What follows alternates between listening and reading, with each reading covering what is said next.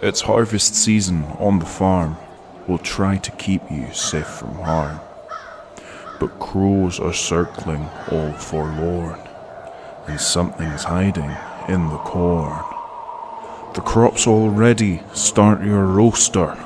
It's Bibbles playing Planet Coaster.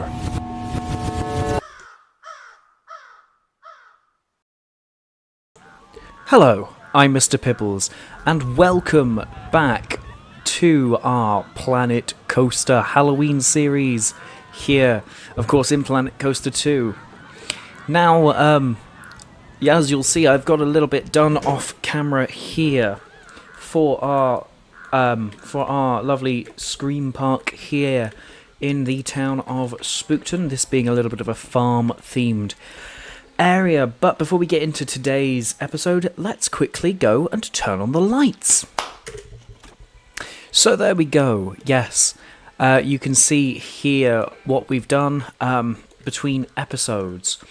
So I believe where we left off, this was all done, but there was no theming. So what I've done off camera is I've added all of this cornfield, which I didn't know if you'd want to see on camera, as well as syncing up the timings for that. Adding in a couple of crows around here and there to fit in with the theming, and we have named this Flock. Think kind of like Swarm at Thorpe Park, but this is to do with crows, and we've also added a couple of tractors around and all of that.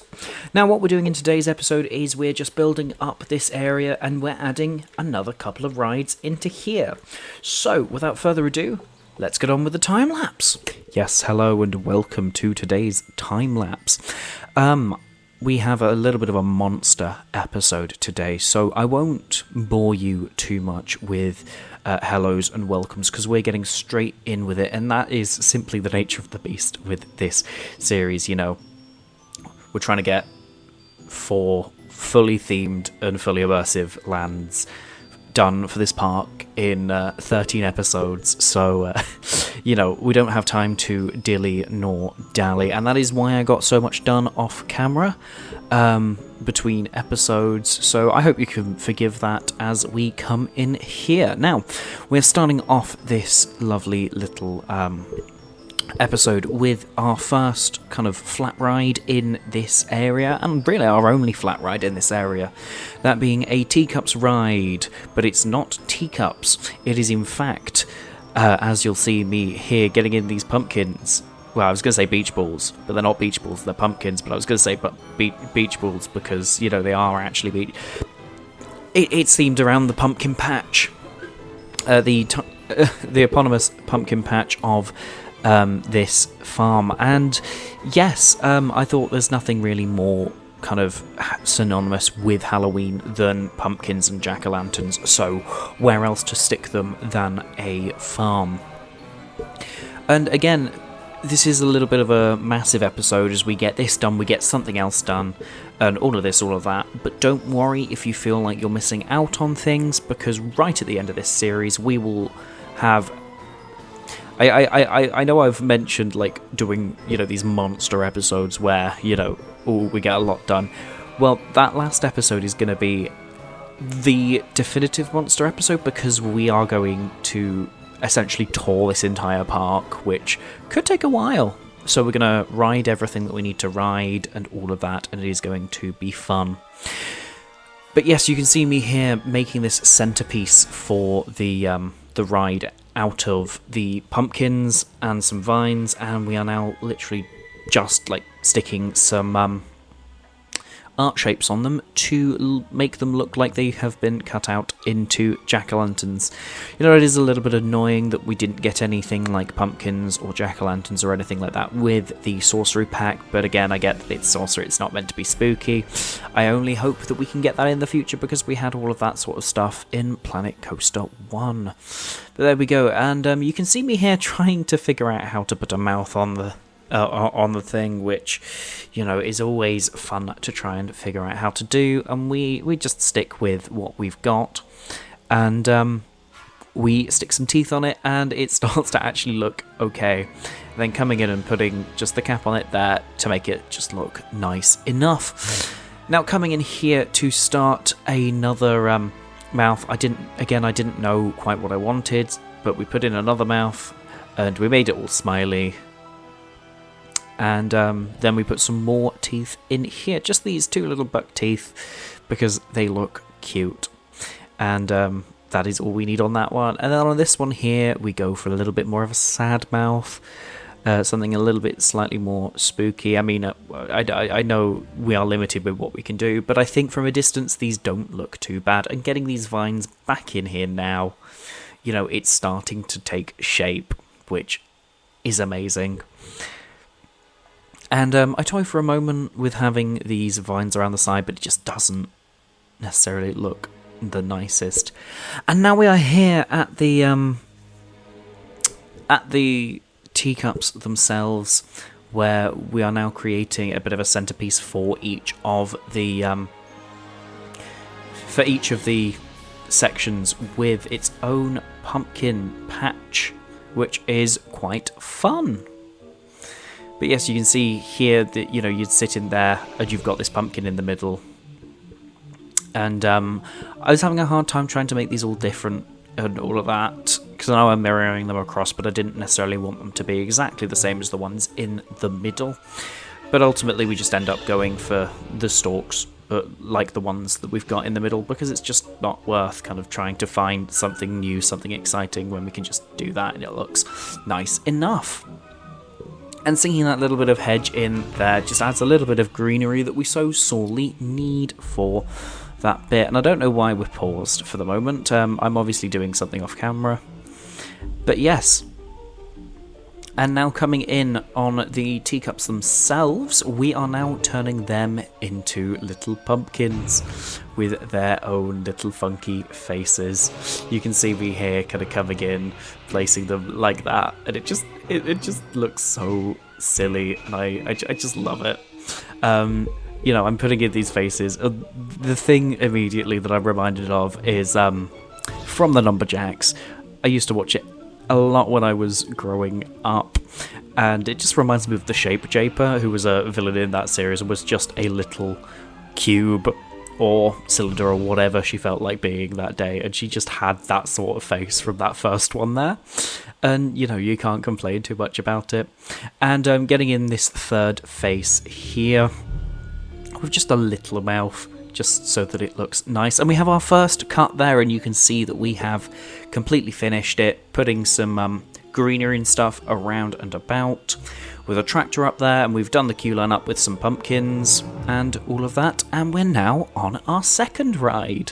Well, technically our third ride of this area, and this is a tracked ride that will sit within a cornfield. And you ride in these cars, and sort of this sort of ride it's one of the first things that I came up with when I was thinking about this area. I was like, okay, I want to have something themed to a pumpkin patch. I want to have the inverted coaster theme suspended. So, I know in the last episode I was referring to it as an inverted coaster. It's not, it's a suspended coaster. So I'm apologising for that now. But yes, but I wanted that, I wanted something pumpkin related, and I wanted this, which is a tracked ride that kind of takes you through a cornfield, and it stops in places, and the whole idea of this is we're going to have scarecrows out and about that'll be throughout this area, kind of popping up here and there and jumping out at you and all of that, which will be fun. I'm trying to get it where these cars are going and they're not just backing up at this one section where you pause, because something's going to go in there, and I don't want it to be I don't want it to be spoiled for people further down the line. But there we go. Now, I don't actually have any corn in the game, so what I did is I took these wheat pieces, and I just sized them up and stacked them on top of each other to kind of give you that height, because that was the one thing about it. Like, it doesn't necessarily need to be corn, but if it doesn't have that height, then you can see over everything and it's not as scary. And you can see me there going into another area just to see how it looks. We will get into that area at some point, just not quite yet. that is that's a job for, spoiler alert, the next episode. And you can see me here just sizing them up, making them right, and fitting them in where they need to go, which is quite fun. And you can see we've just made that little divot there where something can pop out of. And yeah, I really like this ride, and I like how it turned out and everything. And a lot of it, again, I'm going to end up doing off camera. Because, that gives a little bit of a surprise for use at home. But I wanted it to be that you get to this point, you stop. And my original idea I couldn't quite do because I didn't have enough time in game itself, and I didn't have enough sort of I didn't have enough kind of time. I say that, but the biggest reason that I couldn't do exactly what I wanted is because the cars themselves have lights on the front of them. So my original idea was you'd rock up at this point and you'd see something in the distance, then your headlights would flicker out. They'd flicker on and you'd see something a little bit far closer to you. They flicker out, it'd be right in front of you, they flicker out, and it's gone. And then you'd continue. And that's the idea that I had, and I couldn't quite execute that specifically, because, we're limited by the amount of movement we can put on these animatronics that we make ourselves, which is annoying, and I hope that we get something a little bit more kind of advanced with them in the future, but that's neither here nor there. But also because these car rides just have headlights on the front. So instead we've had to go for something a little bit different in that, you just stop there and then it ominously comes towards you, and I just had to kind of live with that, as it were. You can see me here putting a trigger sequence in and getting it where it needs to be, and then we're just waiting for something to arrive, and then it pops up on you, and then it slides back into the shadows. And you can see me here putting another set of corn in, just sinking that in so you can't quite see it, which is absolutely brilliant. And then, as I say, here's the other idea that I had, in that, these lights would flicker on and flash as this was coming closer. Again, something that I couldn't quite do because of A, the timing, but also B, because of the headlights on the car. And at this point I didn't realise that the cars had headlights that would just light up everything in its path. But, you can see me there. That is kind of a little bit scary, but there we go. And I do try my hardest to cover up these lights, and it just doesn't work. That's the one thing about some of the lights in this game, especially on these cars, is that they don't necessarily conform to the in-game lighting stuff and all that, which is slightly annoying, but you can't complain about it too much. And you can see me here just trying to get these lights to work, and they just don't work in the way that I want them to work. So, spoiler alert, these lights do get scrapped. But to be fair, I do think just the ominous red eyes and red lights just slowly floating towards you looks about as, it's as good of a compromise as I'm willing to have. And then here you can see me trying to get another kind of element in, and there is our second cut this episode, as we finally come to building a station for this. Now, we have a lot of theming done in on this, and again, we will look at it all in our kind of mega episode where we look through everything, and I don't necessarily want to spoil it all now, but I did have a couple of challenges during this, and a couple of things that I just really like. One of them you'll see there is those hay bales. Now, I wanted to have sort of, especially kind of in British farms and fields, you'll see that kind of people have their hay bales covered by these sort of plastic. It's almost the consistency of bin bags, but I wanted that sort of kind of thing to be there, but I didn't know how to do it. And I looked through the pieces in game and I was like, okay, the cylinders are too wide and I don't want to make it out of loads of flat circles. And then I thought, actually, the letters exist in the game, so let's build it out of O's. So literally all those are is a number of O's stacked on each other with then a full stop in the middle, and it just works. It's so simple, yet it's so effective, and there's all of that kind of around here, and I just like it. And you might be able to see a couple of bits kind of from the get-go here. Like you can see the massive kind of farm windmill we've got in the back there, a lot of hay bales around, and a few sections of, I'm not going to call them jump scares because they're not really that scary, but that sort of jump scare-esque thing. And we've got our tractor there that we have placed down in loads of places before. I think I downloaded that off the workshop and it's proved invaluable, so there we go. And we're now starting to get some lights into this station building here. This is the offload station. I wanted separate offload and onload stations just to make it a lot quicker and simpler to kind of get in to this ride. So there we go, and we're just theming that up with, again, a little bit of hay around the edge, so you can't complain too much about it from a theming standpoint. And these are ultimately very simple buildings, there's not much to them. They're just, again, the Viking wood with the Viking columns, but I think they give off that, again, slightly sinister rustic charm that you expect from sort of horror films that do take place on a farm. I'm thinking sort of your Children, and I think it's Children of the Corn that I'm thinking of, kind of that has this sort of cornfield esque idea to it. I also think of, it's not quite horror, but there's Pearl, and I can't remember the film that came before it, but those two films that came out where they all have this sort of farm-esque charm to them, which again is something that I wanted to emulate here. And you can see me now kind of coming in and actually kind of completely redoing how I'm doing this, just so I can copy over all of these bits and pieces and make them fit.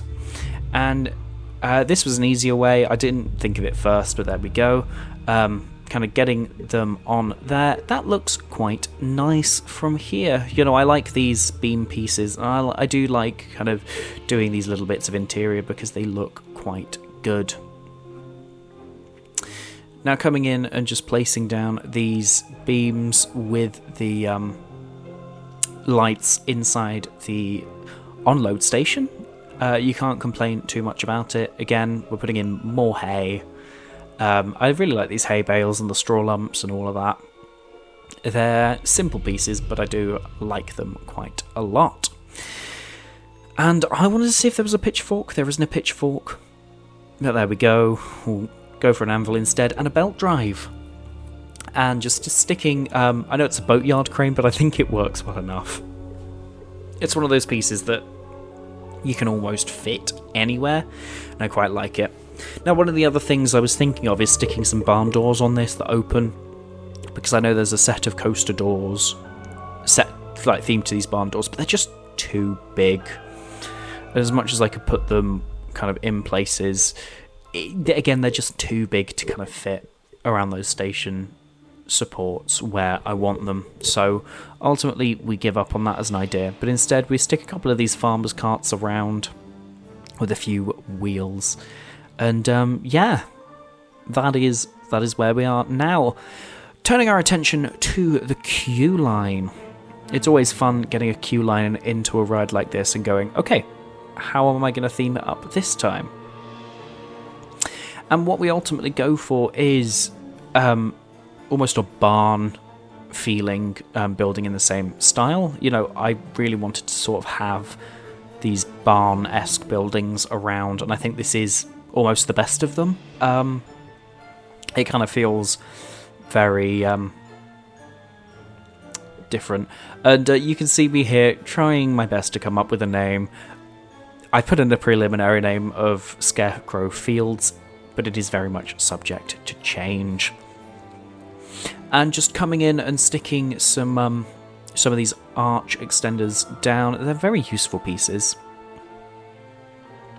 And finding our 1 meter slopes. I wanted it to feel both open and closed when you're walking through it, so hence why I went for these sorts of the same technique that I did up at the flock over there, where we've got the kind of supports that make these sorts of beams and all of that. And then, yeah, we are now just sticking a roof on it. And ultimately, I could have gone for any of those, but ultimately, I leave it open because, you know, I thought it would be slightly interesting to have this sort of slightly run-down, open-plan roof on it, which would be quite cool. And now sticking these beams in along there. You know, I do like my roof beams. They're quite cool, and especially for a build like this, where it's all set kind of in somewhere rustic, somewhere farmlandish. It just makes sense to have these roof beams. And kind of getting them all up along the middle and up the sides of this roof bit, just to make it feel a little bit more kind of congruent with each other and looking a lot better. And then just kind of gridding it, and yeah, that makes it look more like it's a broken roof and less like we've just forgotten to finish it off, which I can't complain too much about. Now coming in, copying these roof pieces, these roof things down and along, and I want to see how far I could get them. They're just sticking out the roof, but I think it looks okay. And yeah, the next step is just coming in, placing some of these sugar maples and these autumnal trees, because I think they just fit this specific area of the park so well. And these brushes are so useful. And just sticking them down here, you can see them from the queue line. It just looks quite nice, kind of to be in here and you look out and you see this. And then what we do is we stick down a couple of these scarecrows that I built. We kind of sink them into the ground, we pop them off in the distance, and then making it night, we come in and we start placing some lights down, because obviously you want to be able to see inside while you're queuing. That's a big thing about this park, is that I'm also being very conscious of lights and lighting up things, because ultimately this park, when we're done with it, is going to be viewed at night. So that is going to be fun. And just getting in some of these wall lamps, because they give off a lot more light than the others. Just making sure the roof is alright. And then finally, what we're going to do is we're going to come into here and we're going to place down some lights so that you can just about see these scarecrows off in the distance when you're in the queue line. Now I believe we're coming up now on the end of the time lapse. Okay, well, welcome to real time. I know we've done quite a bit in this episode, but yes, welcome back. Now, what have we done today? Well, we have created the pumpkin patch. Technically teacups, but the pumpkin patch ride over here, which I think looks quite nice. And we have created this, our lovely tracked ride here, known as Scarecrow Fields. Name pending. But yes, and we've got the queue line done. So that, quite fortunately for us, is this lovely area of the park basically done. So if you have enjoyed this episode and want to see where we go in the next episode, I will see you in the next episode. Don't forget to like, subscribe, and possibly even comment if I'm lucky enough. But, well, roll that outro.